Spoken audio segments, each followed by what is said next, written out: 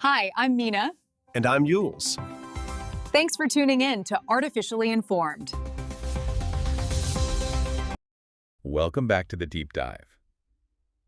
If you're feeling that sense of just being overwhelmed by the fire hose of global news, you are definitely in the right place. We all are, I think. We really are. We've gone through a truly colossal stack of sources this week. I mean, articles covering everything from the most remote corners of the human nervous system all the way to high-stakes corporate warfare. And we've tried to boil it all down for you to find the essential, the fascinating, and, the most actionable knowledge for you, the learner. Today, we are absolutely crossing frontiers. And the thing is, sometimes those frontiers are moving faster than we can even track them. That's for sure.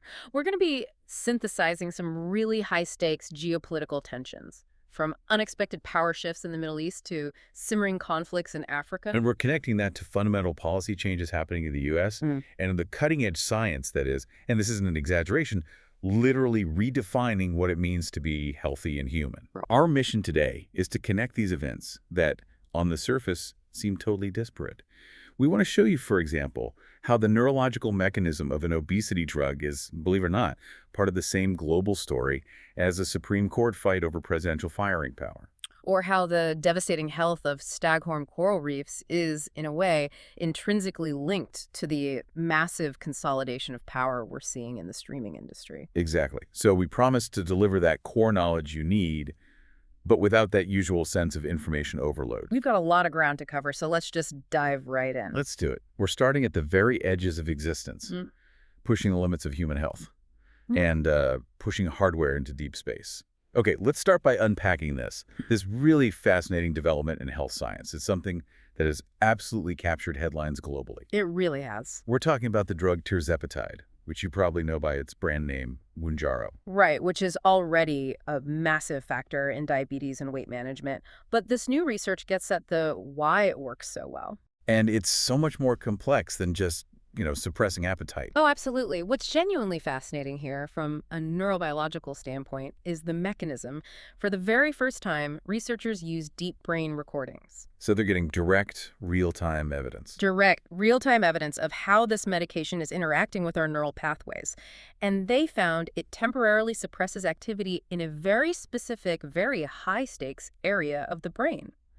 The nucleus accumbens. The nucleus accumbens, that's the epicenter, right? Sure. Our brain's reward center. It's the part that just screams more when we experience pleasure. Exactly. Whether it's scrolling, social media, gambling, or, critically in this case, eating that incredibly comforting food. So this is moving way beyond just the feeling of being full. Precisely. This isn't about simple satiety. By modulating activity in the nucleus accumbens, tirzepatide is effectively shutting down what so many obesity patients describe as food noise. Food noise. I've heard that term. It's those obsessive, compulsive eating behaviors, the constant intrusive thoughts about food.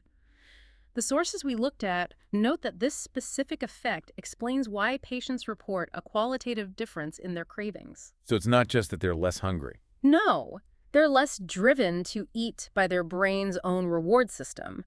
The fundamental impulse is being dampened. This feels like a revolutionary approach. I mean, historically, weight loss drugs often targeted crude appetite suppression, or they used stimulants, which came with a whole host of heavy cardiovascular and psychological side effects. This seems so much more targeted. It does. It is. Older drugs worked almost by brute force, They'd elevate your mood or energy to distract the brain, or they'd just work on reducing stomach capacity. This new class of drugs, which mimics key hormones like GLP-1 and GIP, is actually, in a sense, reprogramming the neurological connection to food reward. It's changing the relationship with food itself. That's the perfect way to put it. The implication for long-term obesity treatment, which affects millions and millions of people globally, is just massive. Right here.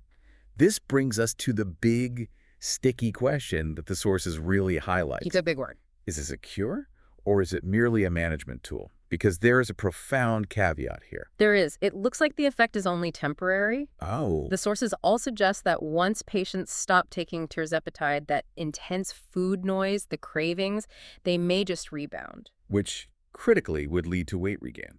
Almost certainly. And this forces medicine to confront a really central portion. If a patient loses 20% of their body weight, but they need continuous, expensive medication to maintain that loss, does this reposition obesity from an acute disease to a chronic, managed condition? Kind of like high blood pressure or type 2 diabetes. Exactly like that. It suggests we're dealing with a form of temporary neural circuit suppression. If the reward center just restores its old functionality once the drug is gone, well, that changes everything. So maybe future treatment strategies have to involve, I don't know, a mandatory pairing of this biological intervention with intensive behavioral or psychological therapies. That's exactly the direction the research implies. You'd need to try and forge permanent, non-chemical changes in the brain's relationship with food while the drug is creating that window of opportunity.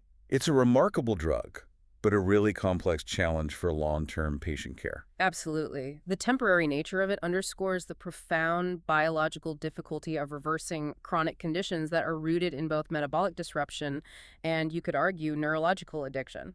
Okay, from the brain's really delicate circuitry, let's pivot to hardware in the cosmos. A slightly different kind of circuitry. A bit, yeah. We're looking at the continuing confirmation process for the new administrator of NASA, the National Aeronautics and Space Administration. The nominee is Jared Isaacman. And this was his second Senate hearing. His commercial background, his whole history is clearly defining the vision he's putting forward. He's a billionaire entrepreneur, an experienced SpaceX astronaut himself. And he articulated a core vision that's really focused on acceleration and pragmatic resource utilization. He heavily emphasized the necessity of deep partnerships with the private sector. He doesn't just see this as a way to cut costs, though, right? Not at all. He sees it as a crucial way to accelerate innovation, particularly in developing next-generation spacecraft and just improving operational efficiency across the board. It really is the new reality of space exploration, isn't it? This joint public-private venture. It is, and it requires a fundamental cultural shift within an organization as well as monolithic as NASA has historically been. So what else really defined his testimony? What were his other core pillars? Beyond innovation, he focused very strongly on organizational accountability. He directly addressed the historical budgetary overruns and the delays that have plagued so many big NASA projects in the past. He committed to more transparency. A lot more transparency in resource allocation. And importantly, he stressed the need to foster a diverse workforce and to strengthen international collaboration. Which is key to ensuring the U.S. remains a global leader in space, not just in technology, but also in, ethics and diplomacy. Precisely. That commercial push is vital, but we have to also highlight the long-term, sustained dedication that's required on the ground to make these high-profile missions even possible. I mean, speaking of which, the Artemis the second mission is moving forward. That's humanity's first crewed return to the moon in over half a century. A huge milestone. And we really need to talk about the human leadership driving the Orion program, which is the vehicle for that mission. Absolutely. We need to spotlight Brunel Rodriguez. She is the vehicle manager for the Orion program. She plays such a pivotal role, ensuring that the spacecraft is integrated, tested, and, ready for launch. Her career is just a testament to perseverance. We're talking 21 years at NASA. She's worked on everything from the space shuttle's life support systems to supporting real-time operations on the International Space Station. A 21-year journey, rising through the ranks. It's such an important counterpoint, I think. It shows that these high-profile space successes aren't just about billionaire innovation. No, they rely on decades of diligence, of deep engineering expertise, and just sustained passion from people like her. She actually credits her commitment to a childhood passion for space. Right, and she was fueled by this relentless drive that saw her overcome multiple rejections before she finally secured her position. She really embodies that necessary human perseverance behind these vast, complex technological feats. Okay, now let's talk about the friction. The friction between that human ambition and the cold, hard reality of physics. There's always friction. Always. Even the most ambitious, well-funded companies are still, at the end of the day, subject to the atmosphere. SpaceX had to scrub a pretty major launch this week. That's right. They were forced to scrub the launch of their 3,000th Starlink satellite. 3,000. Just stop and think about that number for a second. 3,000 satellites in orbit from one company. It's staggering. It is. And what's more, that single launch would have been a record setter. It would have been the 32nd flight for that specific Falcon 9 booster. That kind of high-tempo reusability just highlights the aggressive pace of Starlink's plan for global broadband coverage. It really does. And yet, this massive technological machine, built on rapid reusability and incredibly complex orbital mechanics, is brought to a complete standstill. By what? By unexpectedly poor weather conditions at Vandenberg Space Force Base in California, by wind shear, lightning, or just cloud cover. It's such a great reminder, isn't it? Even as we're pursuing this digital future, aerospace operations remain critically vulnerable to the most basic, unpredictable terrestrial obstacles. It is ironic. We can predict trajectories light years away, but we can't entirely predict a Californian thunderhead. That exact moment of physical limitation, that weather barrier, is a perfect launch pad for our next segment. A good transition. We're now moving from the physical frontiers of space to the legal and regulatory frontiers of digital governance and global markets. And we can transition directly into some high-stakes domestic policy where technology is really the central battleground. Yeah, President Trump is planning what looks to be a very sweeping intervention into the nascent regulation of artificial intelligence. It's being called the One Rule Executive Order. Right. And the plan is to sign an order that would fundamentally block individual state-level regulations on AI. All of them. All of them. And Trump's argument focuses purely on efficiency and competitive advantage. He's quoted as saying, you can't expect a company to get 50 approvals every time they want to do something. The goal is to streamline development to make sure U.S. tech leads the world. And that perspective is, you can imagine, strongly supported by the technology sector. Well, of course. They're terrified of a patchwork of 50 different state laws. A regulatory nightmare. Imagine it. Regulating everything from data privacy and algorithmic bias testing to, say, job displacement mitigation. It wouldn't just stifle innovation, they argue, but it would effectively fragment the U.S. market. Making American companies way less agile compared to international competitors. Exactly. It's the classic argument for what's called federal preemption. So for you listening, that concept of federal preemption is really key here. It means the federal law would override or preempt any state or local laws on the same subject. Right. So why is an executive order like this, one that blocks state regulation, such a legal and political flashpoint? Because it taps into this deep, long-running constitutional debate over states' rights versus federal authority. Okay. The critics, and this is interesting, it includes both Democratic and some Republican voices, they argue that states are better positioned to tailor regulations to specific local needs. So, for example, Texas might need different privacy rules than, say, New York. Or think about how job displacement from automation will affect different regional economies in totally different ways. The argument is that local context matters. So the bipartisan pushback is essentially saying that a sweeping federal order, one designed for speed and innovation, risks undermining necessary local safeguards. Right. They're worried about the risks of unchecked AI proliferation without local community consent or, tailored security measures. The critics argue that innovation without accountability is dangerous. And that states should maintain the right to protect their citizens from the ethical pitfalls or societal risks that come with rapidly evolving AI. This order would set a massive legal precedent for how we govern any emerging tech sector moving forward.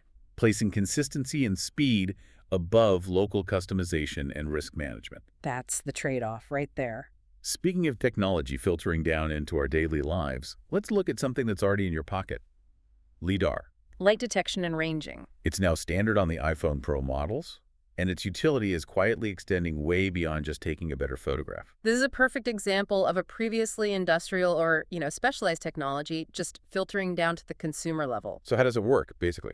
Well, LiDAR works by emitting millions of tiny laser pulses and then measuring the precise time it takes for them to return. By doing that, it creates an extremely accurate depth map of the environment. And what does that translate to in practical applications? I mean, things that are truly changing how people interact with their phones. The sources we saw highlight its use in enhancing spatial awareness for visually impaired users, providing really accurate object detection. Oh, wow. Yeah, and vastly improving augmented reality experiences, making digital objects look like they're seamlessly anchored in the real world. More practically, I've heard it's being used for things like home renovation projects. Instantly and very accurately measuring rooms, yes. Or creating detailed 3D models for real estate listings, or even environment mapping with specialized software. It effectively turns your phone from a purely two-dimensional interface into a real-time, three-dimensional spatial awareness device. It's a quiet revolution happening in the palm of your hand. It really is. It's a pivotal shift. We're moving away from the phone simply being a device for consuming content and towards it being a sophisticated tool for measuring, interacting with, and manipulating the physical space around us. All right, now let's pivot from those domestic regulatory battles to a big international geopolitical showdown, A big one. featuring one of the world's most prominent tech figures, Elon Musk, facing off against the bureaucracy of the European Union. This is just a classic clash of legal systems and really of ideologies. Musk's platform X, which you know was formerly Twitter, was fined a significant amount. How much was it? 120 million euros, which Yeah. is roughly 163 million US dollars. The fine was from the European Commission. And the charge. Breaching transparency obligations under the 2022 Digital Services Act, or DSA. Specifically, they cited issues with the transparency of political advertising and what they called misleading verification systems. Okay, fine. It's not insignificant, but let's be honest, compared to Musk's overall wealth, it's a slap on the wrist. It is. So I'm having trouble squaring the size of that fine with his incredibly extreme reaction. And that's the core tension, isn't it? Musk's response was explosive. He referred to the EU as a bureaucratic monster and made the highly inflammatory comparison to the Fourth Reich. Wow. Yeah, he argued that the entire regulatory regime should be abolished and that the fine threatens free speech. So the fine itself is minor, but the real regulatory power here is the precedent it sets. That's it, exactly. The precedent for continuous escalating oversight under the DSA. So the concern isn't the money. It's the implicit threat of censorship and heavy-handed regulation that could follow. Right. And are there examples in the sources that sort of validate that fear of political pressure? There are. The sources explicitly mention the case of Pavel Durov, the co-founder of Telegram. Okay. Durov publicly stated that he faced significant intimidation and pressure from EU officials who demanded that Telegram censor specific political opinions on its platform. So that incident, which predates the Musk fine but is cited by critics, reinforces this whole argument? It does. The argument that government bureaucracy is using these broad regulatory compliance measures, like the DSA, to apply targeted political pressure on tech platforms. And that's what fuels Musk's critique about the threat to open discourse. It presents this crucial global policy dilemma. Are these regulations genuinely ensuring platform accountability and public safety, or are they a form of political control just disguised as compliance? And the answer likely varies wildly depending on which side of the Atlantic you're standing on, a huge question that is defining global governance today. Now let's pivot entirely from digital platforms to the most ancient, reliable store of wealth, actual gold. A very different kind of asset. A very different kind. Russia's strategic reserve position has been making global financial headlines. We're seeing a significant movement back toward hard assets. Indeed. Russia's gold reserves have reached an all-time high of $310.7 billion. That cements its status as the fifth largest global gold investor. And that substantially increased, what was it, $92 billion in investment over the past year. That's highly telling. It is. What's driving this massive accumulation? Is it purely economic, or is this a direct geopolitical response? Oh, it's a direct response to global instability and the ongoing Western sanctions related to the Ukraine conflict. Gold is viewed as the ultimate safeguard against inflation and currency instability. Particularly because it's a hard asset reserve that can't be easily frozen. Exactly. It can't be seized or politically manipulated by external powers in the way that holdings of US dollars or euros can be. This strategic turn suggests they are successfully maneuvering around some of those Western pressures, especially considering that President Trump's administration has noted that Russia's economy is expected to grow, albeit modestly. Right. Somewhere between 0.5% and 1%. This movement has profound global implications, though. It reflects a general decline in trust in the stability of paper currency and international banking systems. Well, JP Morgan CEO Jamie Dimon has openly suggested that gold prices could escalate dramatically due to these ongoing global economic challenges. And it's not just Russia. We're seeing a global trend of de-risking from Western-controlled assets. Absolutely. India, for instance, has been actively repatriating large quantities of its gold reserves from storage overseas. A trend explicitly driven by fears of geopolitical asset freezes. Yes. This massive gold rush is a direct barometer of escalating global tensions. When global powers anticipate conflict or instability, they retreat to the one asset that has held value for millennia. So whether we're talking about digital boundaries being set by Elon Musk and the EU, or financial security backed by physical gold, the theme of this segment is really clear. What's that? Trust in global institutions is rapidly eroding, and it's forcing powers to seek hard leverage, whether that's in the form of AI, gold, or just plain domestic sovereignty. Moving from that financial repositioning to the world's geopolitical front lines, we have a really significant anniversary in the Middle East. It's one that offers a very complex picture of, well, of hope and monumental challenges. Right. Syrians recently celebrated the first anniversary of the fall of Bashar al-Assad's regime. That date, December 8th, 2025, marked the official end of over half a century of rule by the al-Assad family.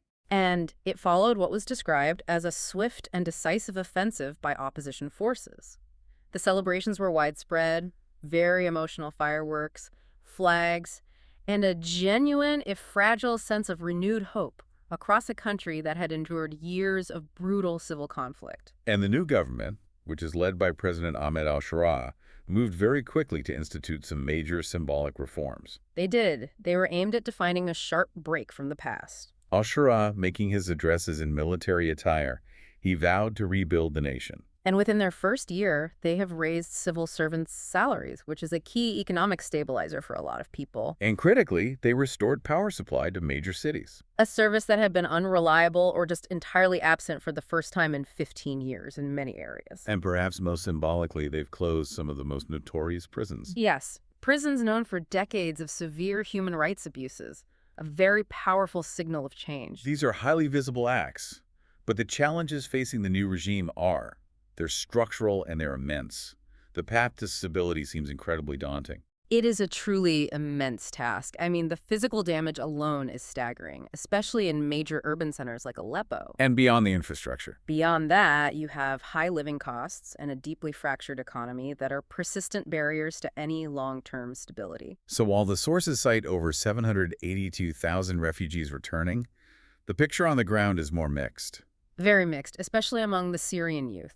They are embracing new political freedoms, using social media for open debate, reclaiming public cultural spaces. But that hope is balanced by this despair over economic uncertainty. Exactly.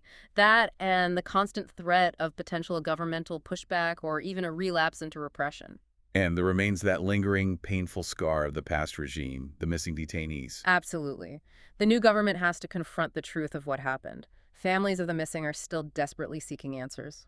True national reconciliation requires more than just closing prisons. It requires accountability and transparency regarding past atrocities. It's a challenging transition from one type of volatility to a new, opportunity-defined but equally uncertain one. Now, shifting across continents to Central Africa, we're looking at a U.S.-facilitated peace agreement between the Democratic Republic of the Congo, or DR Congo, and Rwanda. Two nations whose relationship has been defined by decades of mistrust and violent conflict. Right. Presidents Felix Tshisekedi of the DR Congo and Paul Kagame of Rwanda signed this deal in Washington. And the nature of the U.S. involvement here is particularly interesting. Andrei Maslov, who's the head of the Center for African Studies, views the U.S. role as shifting toward very pragmatic economic deal-making. So essentially negotiating resource development as a fundamental component of the peace talks. That's it. The U.S. is leveraging the region's immense natural wealth as a carrot for stability. And the DR Congo possesses just vast, largely untapped potential. Immense. The sources highlight the Congo River's Inga complex, which has an estimated capacity of 40 gigawatts. 40 gigawatts. Let's put that scale in perspective for you. That's roughly the operational capacity of 40 major nuclear power plants. Or enough to power a significant portion of the entire European continent. And this type of continuous, massive energy supply is vital for emerging technology. Especially for something as demanding as global artificial intelligence computations. So the peace deal is inextricably linked to strategic resource access. That makes the economic incentive incredibly high, but stability there remains profoundly fragile. What's the major obstacle preventing this deal from delivering a lasting peace? The obstacle is Rwanda's position. Kigali largely views the conflict as an internal DR Congo affair. which dramatically complicates the long-term partnership that's required. It does. And furthermore, Kinshasa continues to accuse Kigali of supporting the M23 rebels, whose clashes with government forces have recently intensified. So without Rwanda's genuine committed buy-in to stop supporting the M23, the peace deal remains tenuous. It does, regardless of the economic incentives provided by the U.S.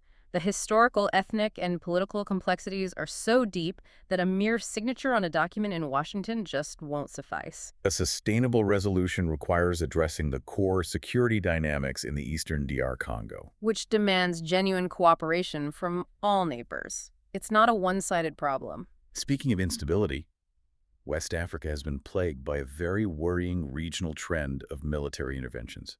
We just saw a foiled coup attempt in Benin this past week. Yes, President Patrice Talon of Benin announced the successful suppression of a coup attempt.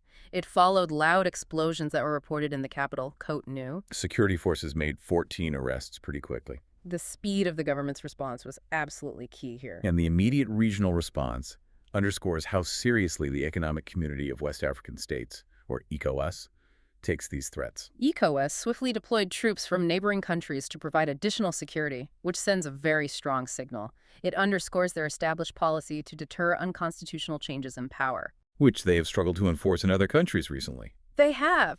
This incident, however, sadly reflects that broader, highly destabilizing regional trend. We've seen successful military interventions in Guinea-Bissau, Niger, and Burkina Faso. And the cumulative effect of these repeated coup attempts is what? A fundamental erosion of trust. It fundamentally exacerbates public mistrust in the entire electoral process. In Benin, ahead of scheduled elections in April 2026, any attempt to disrupt the constitutional order just further diminishes public faith that political change can be achieved peacefully through the ballot box. Which just increases the likelihood of future instability. It becomes a vicious cycle. Now let's take a quick look at South Asia, where persistent historical grievances continue to define the diplomatic language between India and Pakistan. This diplomatic flare-up occurred after Pakistan swiftly criticized India's External Affairs Minister, S. Jaishankar. Whatever the comments. He blamed Pakistan's military establishment for India's ongoing security issues. This is a recurring accusation. It's rooted in decades of cross-border tensions. And Pakistan's stance in response. Pakistan firmly resisted what it termed unfounded allegations. They emphasized that their military establishment is not the cause of regional instability, but is, in fact, an integral part of their national security and defense structure. So this exchange just serves as another high-level reminder that despite global pressures, the diplomatic relationship between these two nuclear-armed neighbors remains deeply, deeply strained. And rooted in historical mistrust over issues like terrorism and territorial integrity. Shifting to new alignments, we've seen some major warnings coming out of Europe regarding the U.S. alliance itself. This is not about one policy disagreement. This looks like a fundamental reassessment of the transatlantic relationship. An EU leader issued a very strong, high-level warning against potential U.S. interference in European affairs. And what makes this so significant is the timing. It coincides directly with Russia expressing explicit approval for President Trump's security vision. So the context is that Europe is actively reassessing its alliance with the U.S. Based on concerns that new U.S. security policies reportedly characterize Europe, not Russia, as the main security villain. That is a profound shift. Why would the U.S. classify its traditional NATO allies as a security villain? It seems to stem partly from trade disputes, but primarily from U.S. frustration over European defense spending and their internal security priorities. So if Europe believes it is being positioned as a challenge rather than an indispensable partner, it just dramatically accelerates their existing drive toward defense autonomy. It has to. And what are the practical implications of that accelerated push? We're seeing significant defense modernization efforts. For instance, Germany is undertaking a major upgrade of its missile defense capabilities. By integrating the Israeli-U.S.-developed Arrow 3 system, which is designed to intercept high-altitude, long-range ballistic missiles. And this complements their existing Patriot and IRIS-T systems. Right. While it's framed as a direct response to Russia's aggression in Ukraine, the overall strategic message is pretty clear. Europe is building a robust, multi-layered air defense architecture that is explicitly designed to be less reliant on U.S. security guarantees. Finally, let's look at Venezuela, where tensions with the U.S. continue to simmer. Driven largely by drug trafficking operations and claims of territorial sovereignty. Venezuela's military reported intercepting a hostile unidentified aircraft over Bolivar State. Which is a key region near the Colombia border, known for its dense jungle and proximity to trafficking routes. And this incident occurs amid very high tensions, particularly since President Trump called for the closure of Venezuelan airspace. Which led to flight cancellations that really disrupted commercial travel. And at the same time, the U.S. Southern Command announced a lethal operation in the Caribbean. Targeting alleged narco-terrorists. This suggests a highly militarized approach in the region. It does. In response, General Domingo Hernandez of Venezuela's military was quick to emphasize Venezuela's sovereignty and their commitment to combating drug trafficking. He claimed they have demobilized 419 aircraft since 2013, asserting that they are actively managing their airspace. The interception in Bolivar State just underscores the complex geopolitical challenge here. It does. Claims of sovereignty, high-value drug routes, and sustained U.S. military pressure all intersect, making this region a persistent flashpoint. The global tension is palpable. Now, we'll move stateside to the domestic American political whirlwind, focusing specifically on the limits of executive power. Moving stateside, the U.S. political environment remains in a state of, well, constant motion, centered around the scope and the limits of presidential power. Yeah, the Supreme Court is currently hearing arguments that could fundamentally reshape the relationship between the White House and the federal bureaucracy. A critical showdown over presidential firing power. It stems from President Trump's dismissal of a Federal Trade Commission, or FTC, commissioner some time ago. The core question is whether the president has the authority to fire the heads of independent federal agencies without cause. This is an immense constitutional fight. For you listening, the key is understanding why the FTC is independent in the first place. Right. It's supposed to be shielded from direct political pressure, precisely so it can make impartial decisions on crucial matters like consumer protection, anti-monopoly enforcement, and market fairness. And the heads of these agencies are usually protected by for-cause removal restrictions. Which means the president needs a specific reason, like inefficiency or neglect of duty, to fire them. They can't just do it on a whim. And if the Supreme Court rules in favor of broader presidential removal power, what's the consequence? It fundamentally alters the separation of powers. It would grant the president, in this case President Trump, far greater control over these independent bodies. Subjecting agencies that were designed to operate on expertise and legal precedent to immediate political pressure and partisan whims. It would fulfill a long-running conservative legal project aimed at shrinking the power of the so-called administrative state. We're looking at Justices Roberts and Kagan being really central to these discussions, navigating the constitutional complexities. Absolutely. The integrity and the insulation of agencies that regulate everything from the environment to the financial markets really hang in the balance. Beyond the legal institutions, the political atmosphere is also creating some very visible anxiety within the military itself. Which has triggered an unprecedented reaction from some lawmakers. This is a deeply serious development. Senator Alyssa Slotkin, a Democrat and a former service member, appeared in a video. Alongside a group of other former troops and intelligence officers, and they were urging U.S. service members to act as whistleblowers. Specifically to reject any orders they believe violate established legal or ethical standards. And what catalyzed this direct appeal to active duty personnel? It's directly linked to President Trump's past controversial public statements. Which have, at times, suggested using extreme or potentially illegal measures against certain lawmakers or perceived political enemies. Right. And Senator Slotkin explicitly noted that numerous active military members have reached out to her, expressing significant discomfort and genuine angst over the prospect of being ordered to execute an action that would violate their moral compass or the Uniform Code of Military Justice. That dynamic highlights a really difficult tension where personal political loyalty seems to clash with professional ethical duty. And this theme of loyalty runs deep in the administration's interactions, too. We saw it play out when President Trump recently criticized Democratic Congressman Henry Cuellar. Right. Cuellar received a presidential pardon in the past. And Trump publicly called him disloyal for continuing to remain a Democrat. Which reinforces this expectation that any act of presidential favor, like a pardon, should translate directly into unwavering political allegiance. Or even a change of party affiliation. And that tension isn't just external. It exists within the Republican Party itself. That's what makes the internal politics so compelling. Representative Marjorie Taylor Greene made headlines with her appearance on 60 Minutes. What does she say? She claimed that many congressional Republicans talk about President Trump in private with criticisms and negative sentiments that would shock people, So she's suggesting the public perception of party unity is a facade. and hinting at deep-seated divisions and perhaps fear within the party hierarchy regarding their powerful figurehead. Let's pivot to how politics is visibly permeating culture.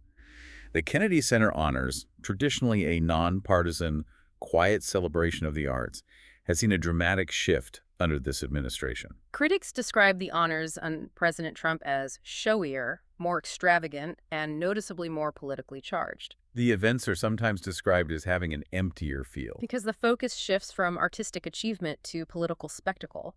We've seen high-profile figures like actor Kelsey Grammer publicly praising Trump, blurring that line between celebrating art and political endorsement. But the key mechanism of this shift is the stage upon which the honors are conferred, isn't it? Exactly.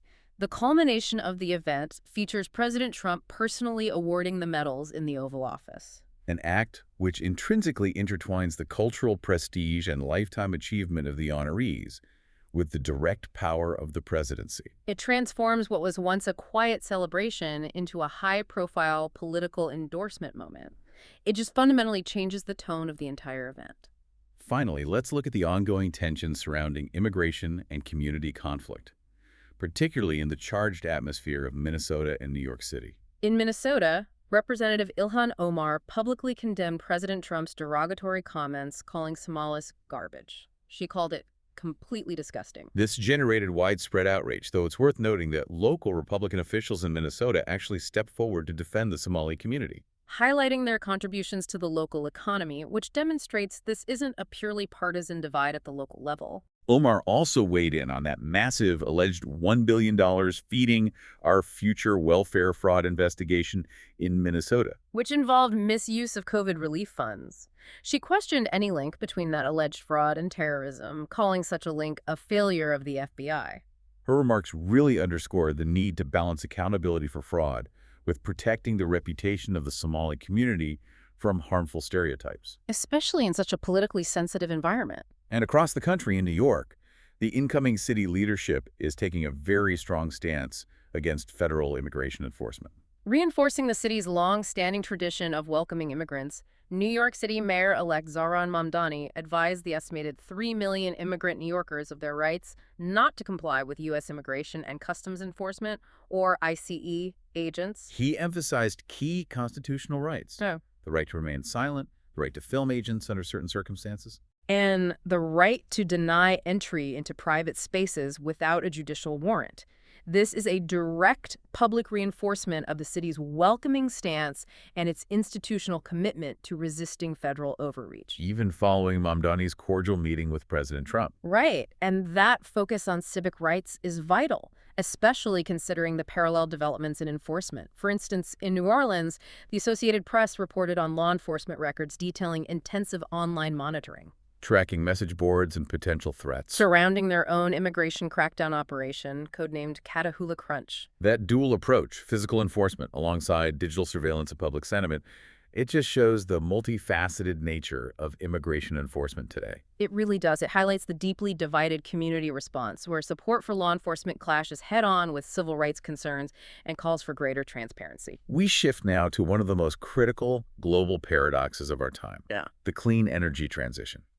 We desperately need green technology to mitigate climate change. But obtaining the raw materials needed for that technology is proving catastrophic in the Global South.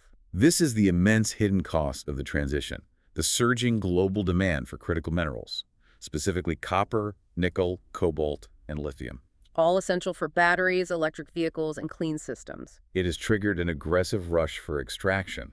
And unfortunately, this rush frequently leads to severe human rights abuses, labor exploitation, and massive environmental degradation in developing nations. And the voluntary corporate social responsibility measures, or weak national policies, they are simply not mitigating this systemic harm. They're proving wholly inadequate. They are. At the 7th session of the United Nations Environmental Assembly, UNE 7 in Nairobi, experts like Beverly Basmanos from the Philippines and Nisama Chikwanka from Zambia were strongly advocating for global binding rules. They specifically highlighted mining disasters in Zambia caused by multinational corporations that faced negligible accountability. Right, negligible accountability for ecological and social harm. So the goal is to move beyond mere recommendations and moral appeals toward legally enforceable international standards. Exactly. They are aggressively pushing for a resolution proposed by Colombia, which aims to establish a globally binding framework for mineral management across its entire life cycle. From extraction all the way to disposal. And this framework must include crucial provisions like free, prior, and informed consent, or FPIC, for indigenous communities. And robust protection for land defenders and legally enforceable compliance standards that hold multinational corporations truly accountable. The core argument is powerful. We cannot solve the climate crisis by simultaneously creating a human rights and ecological one in the Global South. It's a matter of justice and sustainability. The practical difficulties of implementing standards like FPIC in areas with weak governance or political instability are huge. But advocates argue without a legally binding external framework, local communities will continue to pay the price for global consumption. We see that conflict between conservation and illicit profit already playing out dramatically in the Amazon rainforest with illegal gold mining. French Guiana, which is part of the Amazon biome, is facing what officials describe as a losing battle against illegal gold mining. France invests over 100 million euros annually to combat this in the Guyana Amazonian Park. But the sheer volume of illicit activity, an estimated 7,000 miners, 95% of whom are Brazilian, makes effective enforcement nearly impossible. And the ecological toll of this underground industry is just staggering. The sources confirm massive mercury pollution, a direct byproduct of gold extraction, is reported along 90% of the coastline. And the financial incentives are simply too strong. Oh, they are. The new multilateral funding initiative, the Tropical Forest Forever Facility, or TFFF, offers conservation payouts of only about $4 per hectare. $4. That paltry sum cannot compete with the incredibly lucrative profits of illegal mining, which also manages to recruit locals with high wages, thereby undermining legal economies and conservation efforts simultaneously. This issue of underfunding leads us directly to a domestic crisis in U.S. environmental monitoring. The National Oceanic and Atmospheric Administration's, or NOAA's, Integrated Ocean Observing System, IOOS. IOS is absolutely critical. It's a sophisticated network of fixed and mobile buoys, sensors, and coastal radars that provides real-time data for everything. From accurate weather forecasting and storm surge prediction to maritime safety and conservation efforts.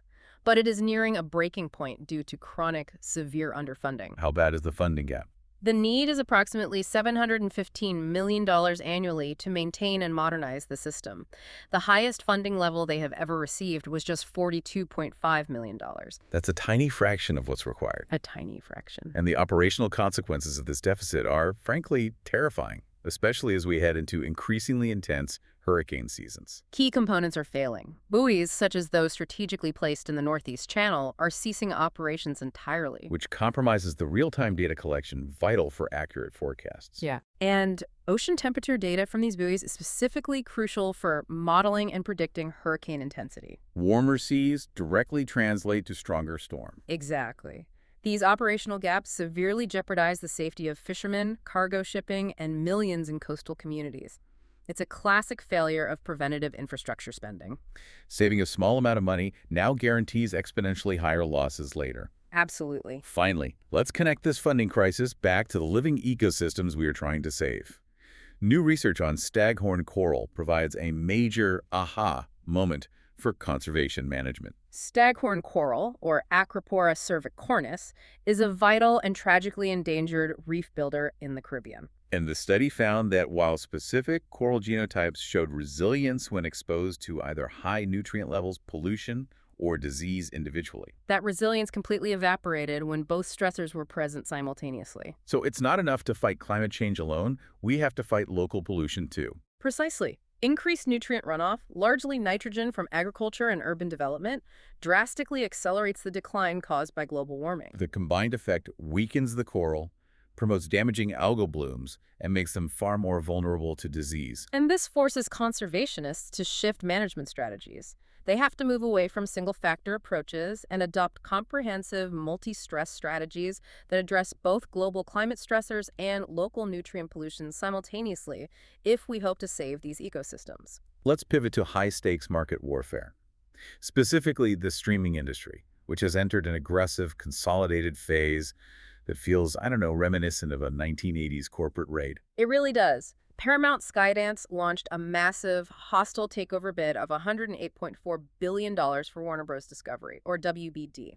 A direct attempt to counter the $72 billion deal that Netflix had reportedly already secured for key WBD assets. This just confirms that the streaming wars are rapidly moving towards extreme consolidation. A hostile bid of that size immediately raises two massive concerns for the consumer and the government. Consumer costs and antitrust scrutiny. Absolutely. Consolidation of this magnitude merging two media giants instantly raises fears of rising consumer prices due to diminished competition.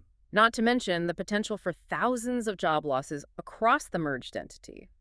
Paramount CEO David Ellison has publicly stated his desire to finish what we started, aiming to create a dominant new media entity. And while Paramount is fighting for consolidation, Netflix is doubling down on areas they feel they can exclusively dominate. They're focusing intensely on acquiring exclusive rights for gaming and live entertainment, areas where they are still expanding their dominance. The political dimension of this bid is also visible, with reports suggesting involvement from high-profile political figures like Jared Kushner in the Paramount bid process. And that intersection of massive finance and political connections is often where the real power plays happen in modern corporate battles. Shifting to global trade, the U.S. protectionist stance continues to be defined by numbers that underscore a major global imbalance with China. China's trade surplus surged past $1 trillion for the first time in history. $1 trillion.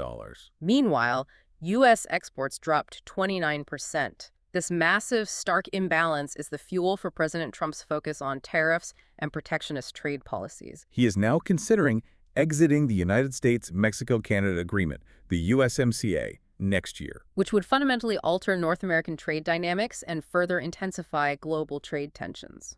Now moving to a persistent humanitarian and security crisis, the Nigerian kidnapping epidemic. We saw a very rare moment of good news this week, but the tragedy is far from over. Nigerian authorities did secure the release of 100 schoolchildren who had been abducted from St. Mary's Catholic boarding school in north-central Niger State. However, the sources confirmed that the fate of approximately 165 individuals, both children and adults, remains uncertain. This tragedy is a grim echo of the infamous 2014 Chibok abduction, reinforcing Nigeria's persistent, multi-layered security challenges.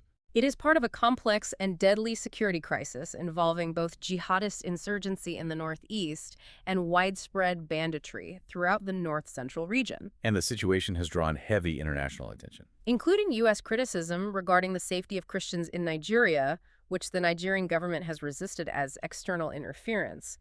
While securing a partial release is positive, the lingering threat highlights the immense challenge the government faces in ensuring basic safety. Let's look at public safety, starting with a surprisingly local yet deadly threat in California. Maybe stick to the grocery store aisle for your ingredients this week. I think that's good advice. California issued an urgent warning after 21 reported poisonings from the wild deathcap mushroom. This fungus contains highly potent, highly toxic compounds. And authorities are urging extreme caution and accurate identification during the foraging season.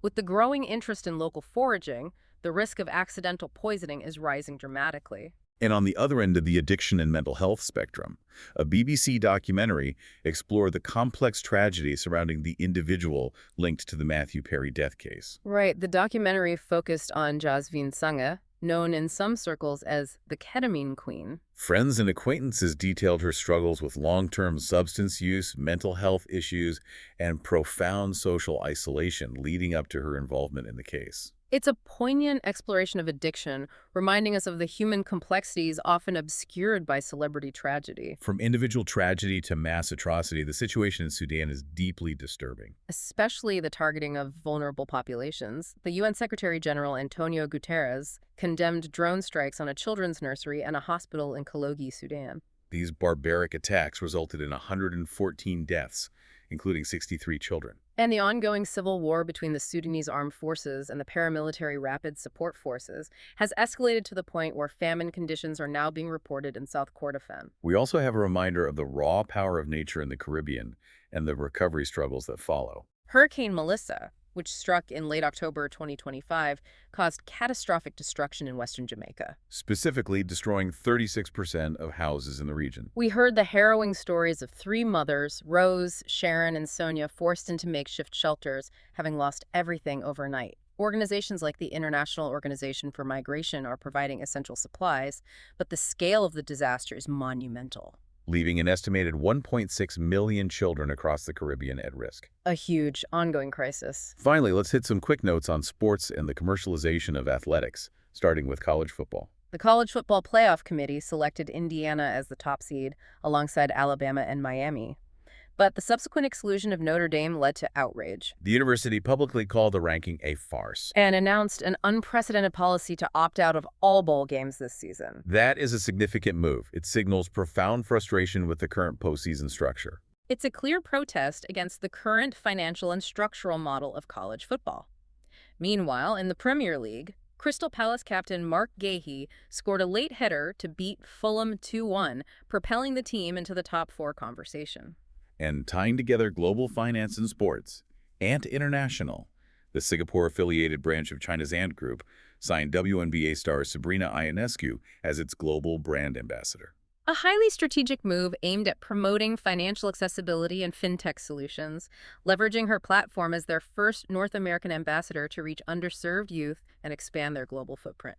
We have crisscrossed the globe today, connecting the neurological mechanisms of appetite suppression with tirzepatide to the critical Supreme Court battle over presidential power and the profound environmental tragedy unfolding in the Staghorn coral reefs. All due to that lethal synergy of dual stressors. These stories are so profoundly interconnected. They really are. We saw how the decline of trust in global institutions drives countries like Russia and India to massive gold accumulation, which in turn reflects the geopolitical uncertainty that destabilizes regions like the DR Congo. And critically, the resources we need for our necessary transition away from carbon are simultaneously causing immense human rights and ecological costs in the global south. Every policy choice, every corporate maneuver is a consequence of another instability somewhere else on the planet. I want to leave you with one final provocative thought. Something to mull over that ties history directly to our current heated geopolitical boundary disputes. Let's go back almost exactly 500 years to the year 1525. You're referring to Lucas Cranach, the Elder's famous Bible map. I am. Cranach, the German Renaissance artist, published an edition of the Old Testament with these intricate illustrations, including a map of the Holy Land intended for religious guidance. Except, The map was accidentally printed entirely backward. completely backward. It placed the Mediterranean Sea to the east of Palestine rather than the west. A simple, accidental printing error. Yet historians and cartographers argue this simple mistake fundamentally influenced the trajectory of Western thought. Maps, which were traditionally viewed as religious or mythological guides, began to transition in the public imagination.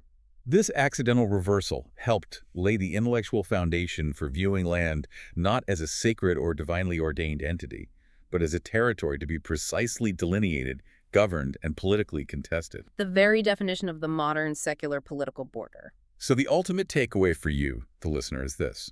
A simple printing mistake 5 centuries ago helped define the very concept of the geopolitical boundary, a concept that drives today's heated territorial and alliance disputes across the globe, from India and Pakistan to the DR Congo. So we should consider how our current errors might shape the future. Exactly. Consider how our current errors, whether it's underfunding critical ocean monitoring systems, the rapid proliferation of unchecked AI governed by a single rule, or the ethical policy choices we make around critical mineral extraction, might unintentionally define the world and its boundaries 500 years from now. A powerful thought on the long shadow of human error. Thank you for joining us for this deep dive. We'll see you next time. Enjoying Artificially Informed. Hit subscribe and share it with a friend. From the left, the right, and straight from the algorithm. Thank you. That's it for today's Artificially Informed. Nope. Thanks for spending your time with us. Yeah. Stay sharp, stay curious. See you next time.